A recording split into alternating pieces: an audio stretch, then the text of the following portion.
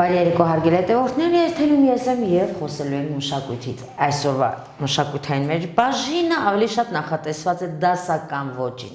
Եվ հյուրս Նիկոլայ Մադոյանն է, վաստակավոր արտիստ, ջութակահար, Գինեսի գրքի տիտղոսակիր։ Պարոն Մադոյան, ողջունում եմ ձեզ մեր տաղավարում եւ շնորհակալ եմ մեզ հյուրընկալելու համար, ինչպե՞ս եք։ Մերսի Նարեջան, շատ ուրախ եմ ձեր։ Մենք եւս շատ ուրախ ենք։ Նախ սկսենք նրանից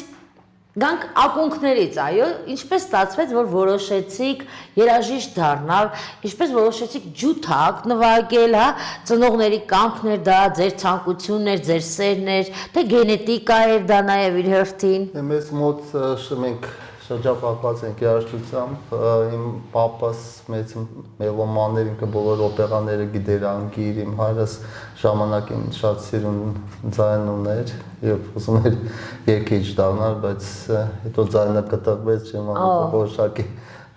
ժամանակահատվածից հետո։ Պապաս բոլոր իտալական օպերաները գիտեր անգիր, մենք ունենք բազմաթիվ ձայնասկավառակներ, մեծ հավաքածու, ես լսում էի շատ հաճախ Յաշա Խեյֆիցի հայտնի ջութակահար ձայնագրությունը, Սաղասատի գչական մեղեդիները ձայնագրությունը եւ ուղղակի սիրարվեցի ստեղծագործությանը եւ Ես չեմ անգամ 1000 անգամ եմ լսել նույն ստեղծագործությունը եւ այդ պահից երևի ես արդեն զգում եմ, որ դա իմ ճակատագիրն է։ Ունեի հիանալի դասատուներ Չայկովսկի երաժշտական դպրոցում Հրաչյա Բոգդանյանի նախապատրաստական բաժին կար այնտեղ ես ինքը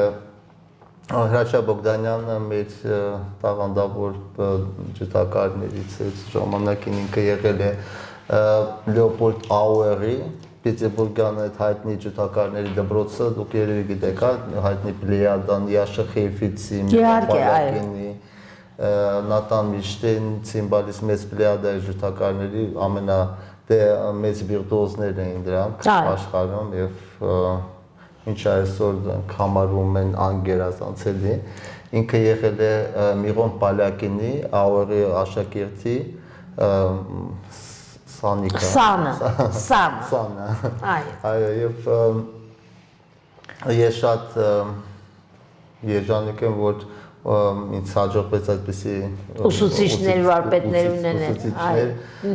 ունենալ եւ շարունակել հայտնի ամենաաշխարհահռչակ Աուերյան դպրոցի իմիջիայլոց Լեոպոլդ Աուերի մոտ ինքը ուներ ասիստենտ, որի անունն էր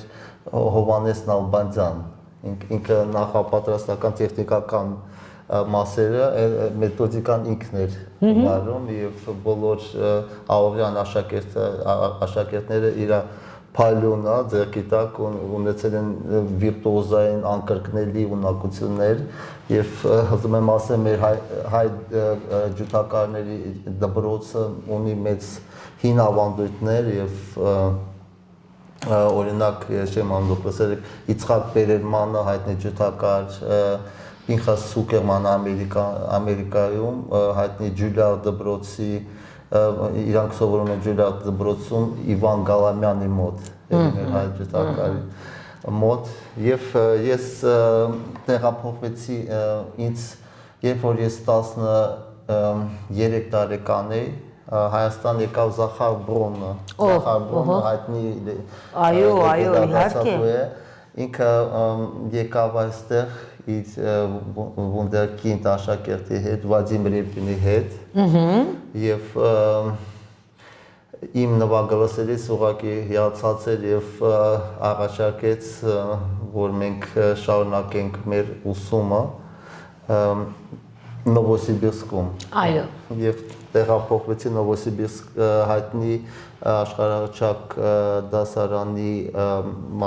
մասն է, ես այդպես ասած, Զախար Բրոնի, Մաքսիմ Վենգերովի, Վադիմ Ռեպինի հետ միասին եւ մի այլ ուրիշ աշակերտների հետ մենք ունենք մենք հյուրախաղերով հանդես են գալիս աշխարհի տարբեր ծառերում, Անգլիայում, Գերմանիայում եւ այդպես ստացվեց, որ ես ունեցա լեգենդար դասատուներ, որոնք ինձ ճիշտ ուղով Իսկապես դա մեծ հաջողություն է, որովհետև դասատուից, ուսուցչից շատ բան է կախված, առհասարակ երաժիշտ կլինի, նկարիչ կլինի, թե ինչ, շատ բան է կախված հետագա ձևավորումը։ Ես կարծում եմ շատ կարևոր է քո էներգիան ճիշտ ուղղությամբ, հենց սկզբնական բառից ճիշտ ուղղությամբ օգտագործել եւ տանել առաջ, հաշվարկել եւ շատ ցավալի է, որ բնակչության մեծ մասը չի գտնում իր տարերքը, այդպես ասած, եւ ամբողջ կյանքը չեմ անում ցավոք է, էներգիան ճիշտ ուղղությամբ չի գնում կամ։ Գիտեք, առհասարակ ասում են ամենացավալի բանը կյանքում կորցված տաղանդն է։ Այո։ Եվ եթե դուք քո տաղանդը, ինչպես դուք նշեցիք, ճիշտ էներգիայով առաջ չես տանում, դա իսկապես կորուստ է, մեծ կորուստ է։ Ես շատ շնորհակալ եմ, որ այդպիսի հիանալի դասատուներ էին ունեցել եւ Պարոն Մադոյան, դուք ներկայացրել եք հայկական դասական կատարողական արվեստ աշխարհի տարբեր բեմերում եւ շատ բարձր բեմերում, Որն է ավելի տպավորիչ եղել ձեզ համար, որն է ավելի մինչ այժմ, որ ես խոսում եմ այս մասին, դուք անմիջապես դա եք հիշում։ Կա ինչ-որ առանձնացնող բան, որը կառանձնացնեք։ Եթե վերաբերվում է ծրագրին, ես առաջին էր աշխարհում առաջի անգամ ես նվագեցի բոլոր 6 կոնցերտները Պագանինի մեկ համերգի ընթացքում։ Այո։ Դա եղել է նոր պրեմիերա եւ այդ լեգենդար ծրագիրը պատմության մեջ մտավ, որ ես նվագեցի անգիր բոլոր 6 կոնցերտները, բայց ես հանդես եմ եկել ամենահայտնի դահլիճներում, Ամստերդամում, Կոնցերտգեբաու դահլիճ, օրինակ Վերդի, Զալը Վերդի Միլանում եւ Լոնդոնում, Royal Festival Hall-ում։ Լոնդոնում։ Շատ տենց չեմ կարող առանձնացնել։ Երանի, ես ներկա լինեի, Երանի։ Ինչ փորձել եմ քարոզել մեր հանճարեղ հայ կոմպոզիտորների ստեղծագործությունները, օրինակ երբ որ ես Իտալիայում էի նվագում, նվագեցի Աղնո Բաբաջանյանի սոնատը, եւ իրանք ուղղակի ցնցված են եւ չեն իրանք հասնում են թե ոնց ստացվեց, որ ծանոթ չէին այս ստեղծագործությանը եւ խնդրեցին ինձ մի ծրագիր կազմեմ, մենակ բաղկացած մենակ հայ կոմպոզիտորների ստեղծագործություններից։ Եվ ես մյուս անգամ հանդես եկա այդ ծրագրով, ես նվագեցի մի ամբողջ համերգ եւ ուղղակի ցնցված եմ, մենք ունենք հանճարեղ, ես միշտ քարոզել եմ եւ մեր հանճարեղ երաժշտությունը, բայց կան եզակի ստեղծագործություններ, որոնք այդքան հայտնի չէին, բայց ես օրինակ Էդվարդ Միրզոյանի ինտրոդուկցիան եւ Պերպետուում մոբիլը ես նվագեցի աշխարհի տարբեր ծայրերում եւ միշտ յուրահատուկ ընդունում եւ ընկալում։ Ես գիտեմ, որ տարիներ առաջ Գառնիում տեղի ունեցած մեծ ֆեստիվալում դուք դասական երաժշտությունը միքսել եք էլեկտրոնային երաժշտության հետ։ Դա ինչպես ստաց։ Այն ժամանակ ոչ, այն ժամանակ ես ակապելա էի նվագում, մենակ սոլո էի նվագում, նվագեցի Կոմիտասի ստեղծագործությունները, բայց այս անգամ երևի մենք ասենց crossover-ա, ոնց որ ասում են, այս կնվագեմ Սուսերով պարը, օրինակ կամ Ռիմսկի Կորսակովի հայտնի Բողի թռիչքը ստեղծագործությունը եւ Պագանինի ստեղծագործություններից մի շարք համատեղելով, տենց այստեղ նվագակցություն ակամպանիմենտ այդքան էլ ինքը մի քիչ ոնց են ասում թափանցիկ է եւ չի պահանջում ոնց ասեմ անպայման չէ նվագախմբով դա ներկայացնել եւ մենք փորձեցինք այդ ավելի տենց կրթական նպատակով նաեւ, բայց նաեւ ունկնդրի համար ներկայացած ստեղծագործություններ, որոնք հատուկ պատրաստություն չեն պահանջում, բայց ունեն մեծ գեղարվեստական արժեք։ Այո, իսկապես։ Դա շատ կարևոր է եւ Նաև շատ կարևոր է, որ ձեզ նման մեծ հանճարեղ արվեստագետները կներեք, որ ես դա ասում եմ, սերունդներին փոխանցեն մեր արժեքավոր մշակույթը։ Այո, ես կարծում եմ դա ես շատ անգամ կազմել եմ ծրագրեր, որոնք բաղկացած են եղել, օրինակ ես նվագել եմ համերգաշարեր, Բեթհովենի 10 սոնատները 3 երեկոների ընթացքում եւ հայտնի Բախի սոնատներ եւ պարտիտաները Այո, մեկ համերգի ընթացքում եւ միշտ փորձել եմ նաև կրթական նպատակով մոնոթեմատիկ ծրագրեր կազմեմ, որպեսզի ունկնդիրը հնարավորություն ունենա ոնց ասում վայելելու, ընտրելու տենց կենտրոնանա թե ոնց է զարգացել, հա, ստեղծագործական ոճը, հա, տվյալ կոմպոզիտորի տարբեր ժամանակահատվածներում եւ ես միշտ փորձել եմ նաեւ այդպիսի ծրագրեր կազմել, որոնք հարստացնում են, հա, տենց չպատրաստված մարդուն, որը չեմ անում երևի հնարավորություն չի ունեցել այդ խորանալ, հա։ Այո, սա առանձնահատուկ շանս է։ Ու ինքը տենց հարստանում է եւ սկսում է ուրիշ ականջներով, այդպես ասած, լսելով ֆիլտրում է իր լսողությունը, կարելի ասել։ Այո։ Ես ձեզ քիչ առաջ ներկայացնելուց շեշտեցի Գինեսի ռեկորդների գրքում գրանցված անձ որպես։ Բացենք ճակերտները մեր հեռուստադիտողների համար։ 2019 թվականին ես գրանցվեցի Գինեսի համաշխարհային գրքում։ Ես նվագեցի մի նոմինացիա 59 ստեղծագործություններից բաղկացած 33 ժամ։ Անդադար։ Ժամը 1-5 րոպե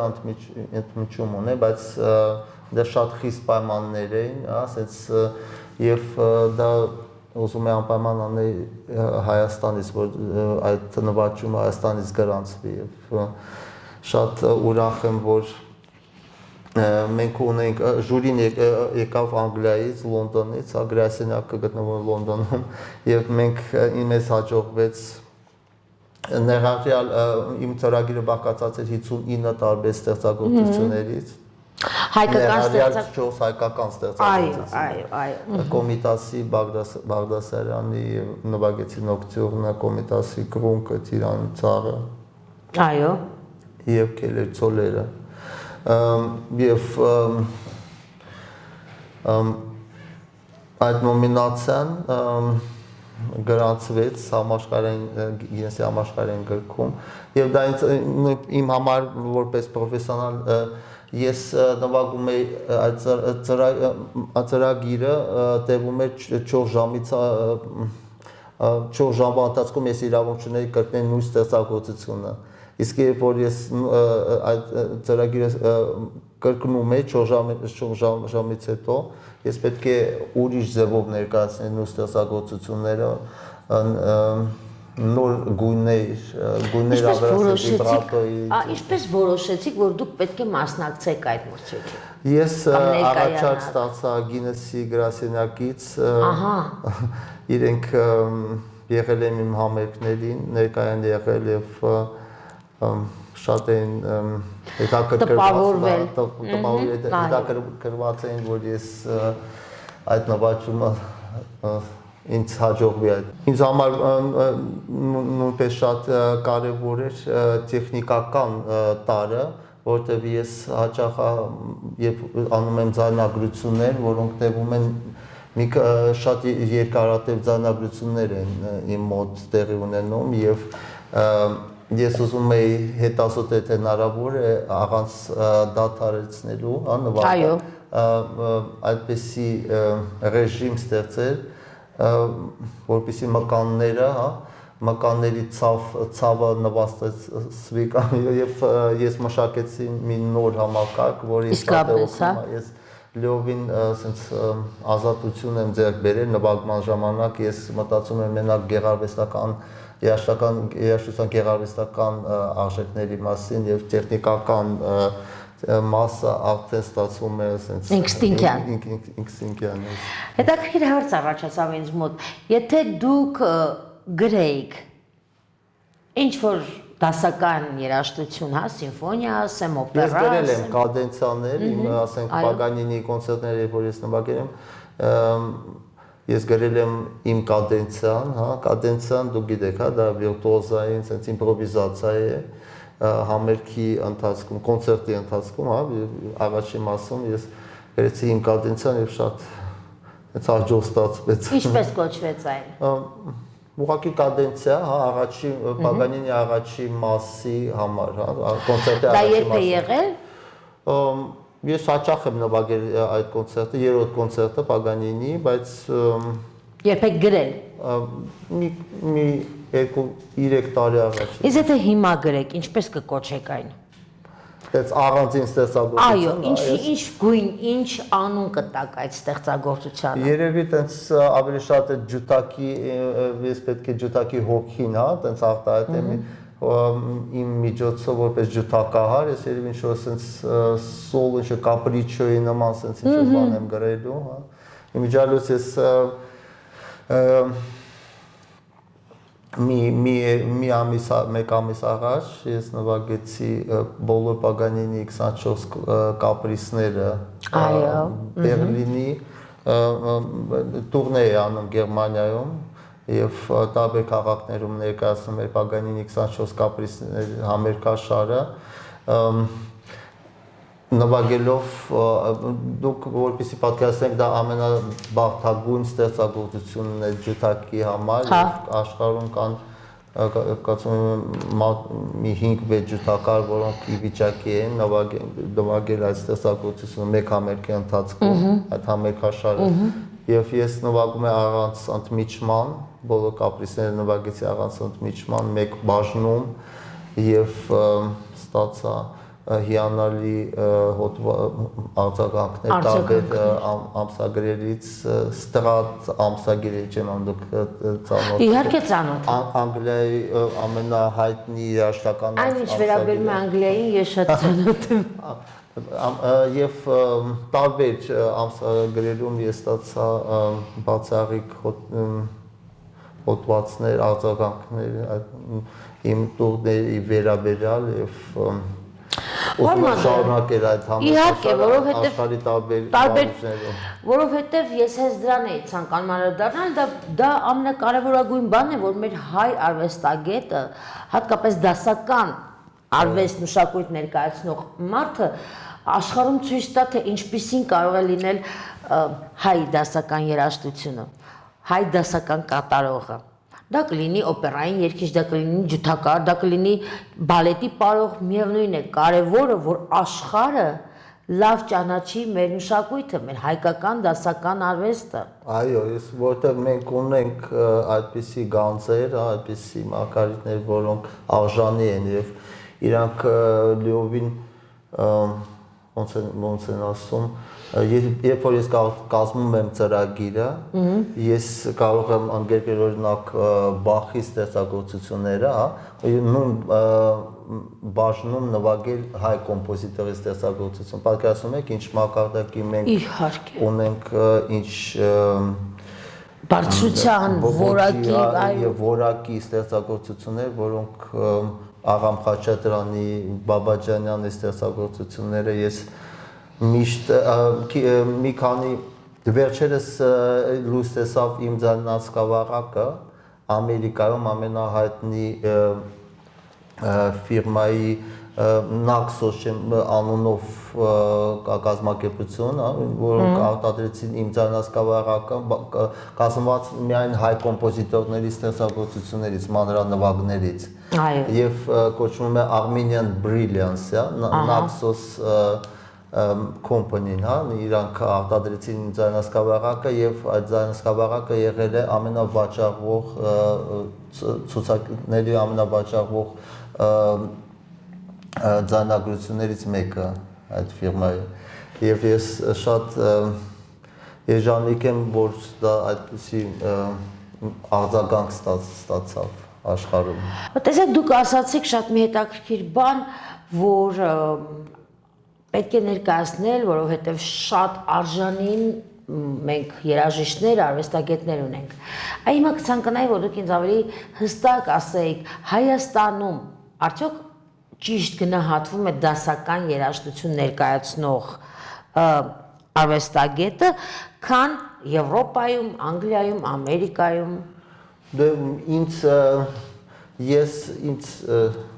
շատ են սիրում մեր հայ անկնդիրները, ես էլ շատ մեծ ոգևորությամբ նվագում եմ նոր ծրագրեր։ Գիտեք, ես ձեր մասին չեմ ասում, ես առհասարակ եմ ուզում ձեր մոտեցումը լսել, այո։ Ես կարծում եմ, որ կարևոր է թե ոնց ես ներկայացնում, ծրագիրը եւ իրենք կարող ուրիշ ձևով են իրանք ընկալում, բայց դա կարող ավելի զուս կամ դա չի նշանակում, որ իրանք ավելի այտենց ոնց են ասում սաղն են ընդունում կամ մեզ մոտ դա ամենակարևորը թե դու պետք է զգաս, ունկնդրի ոնց տրամադրությունը եւ ճիշտ ծրագիր կազմես գլոբալ այդ ժամանակին համահունչ այդպես ասած եւ մենք ունենք այդ միջոցները մենք ունենք բազմաթիվ օրինակ Աղամ Խաչատրյանի ջութակի կոնցերտը աշխարհահռչակ կոնցերտը եւ նվագվել է բոլոր մեծ բեմերում աշխարհի Սուսերով պարը չեմ ասում Սուսերով պարը դու գիտեք երևի որ եղել է ժամանակին ամենալսվող ստեղծագործությունը ինքը նույնիսկ եղել է չարտերում երկու շաբաթ ամենահայտնի ստեղծագործությունը աշխարհում այո պատկերացնում եք իհարկե ես նաև պատկերացնում եմ այն համակրանքը այն ոգևորությունը երբ դուք աշխատել եք աշխարհի լավագույն դիրիժորների հետ այո ես նվագել եմ Կլաուդիա Աբադոյի Կուրտ Մազուրի հետ Դանիել Բարենբոյմի հետ մենք նույն փառատոնում ենք մասնակցել հայտնի դաշնակահար եւ դիրիժոր Կիտայենկո Գերգիև ես տարբեր այո Ճապոնիայում Որն է ավելի տպավորիչ եղել որ մինչ այժմ տպավորված եք դիրիժորներից այո դες դժվար ասեք որովհետեւ ես կան դիրիժորներ մեծ դիրիժորներ որոնք ավելի շատ սոլիստներ են այտենց որ երբ որ իրենք նվագակցում են մի քիչ ավելի դժվար է իրանց հետ համագործակցելը բայց որտեւ իրենք միշտ փորձում են իր անձնական մատնահետքը ցույց տան եւ սոլիստի համար մի քիչ այլ խնդիրներ է առաջացնում բայց տենց առանձնացնել երևի գուցե մեկին առանձնացնեք ամեն դեպքում երևի Մազուրի հետ կամ Գերգիևի հետ շատ ես նվագեցի Աղամ Խաչատրյանի կոնցերտ օրինակ նվագեցինք միասին Ջան Լուկա Մարչանոյի հետ իտալացի դիրիժորի հետ շատ հաճախ են համագործակցում ես վերջերս նվագեցինք Իտալիայում իր հետ մեծ համերգ տեղի ունեցավ Աղամ Խաչատրյանի մեծ զալիչում նվագեցինք Վիվալդի Պիացոլայի 8 տարվա եղանակները Վիվալդի դուք վստահ աշխարհահռչակ ստեղծագործություն է եւ Պիացոլան ինքը ժամանակակից կոչվում է 4 տարվա եղանակներ Բուենոս Այրեսում դե Պիացոլան տանգոյի ոճով ինքը sense զուգահեռներ է անցկացնում եւ ես նվագեցի մեկ համերգի ընթացքում այդ ծրագիրը եւ շատ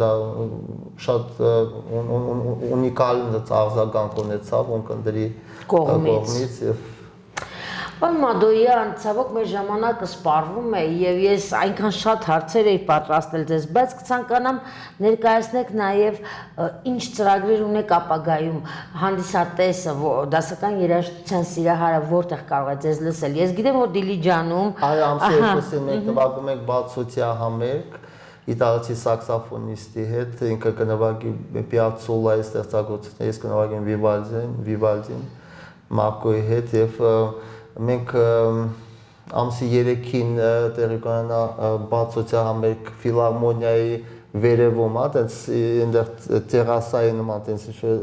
դահլիճ է, այդպես ասած, բացօթյա։ Մենք ես կնվագեմ Vivaldi Piazzolla-ն, ամսի 8-ին Գառնիի տաճարում կտեղի կունենա բացօթյա համերգ, որտեղ տեղի կունենա crossover-ը, որ խոսում ենք դրա մասին։ Այո։ Ես կնվագեմ, ես դա իմ կմասնակցեմ, այդ ես տարբեր մասնակիցներ կան, ես կնվագեմ Պագանինի, Խաչատրյանի Սուսերով պարը,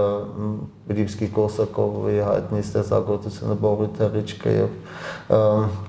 տարբեր այլ գործեր կհնչեն այդ համերգի ընթացքում եւ ունեմ